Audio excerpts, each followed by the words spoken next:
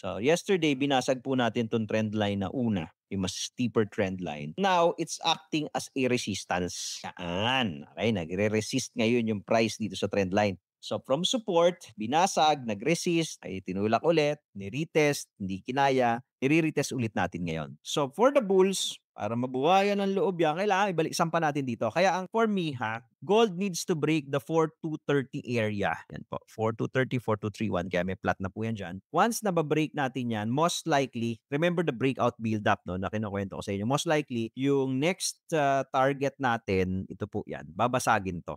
Yung tipay na resistance natin sa 4H, remember this, around 4244, there's a probability na basagin na natin to.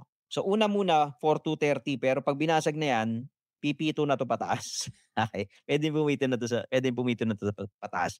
Failure for the bulls to regain tong trend line na to would mean the bears may step up at i-push ka na naman pababa. Ang immediate support would probably be sa 160 area, yan po yan, or sa low nitong mga candles nito, sa low niyan. So pwede ka kasi mag-conso lang eh. Kung hindi man niya bibiyakin diyan, puwedeng mag-conso ka lang muna dito kasi wala tayong high impact news today. So kung kukuha ng liquidity, balik ka dito. Hanggang dito puwede may liquidity, 4126. Again, kung hindi pa niya babasagin 'to ha, kung hindi pa niya babasagin, magsasamantalahin na naman ng bears 'yan.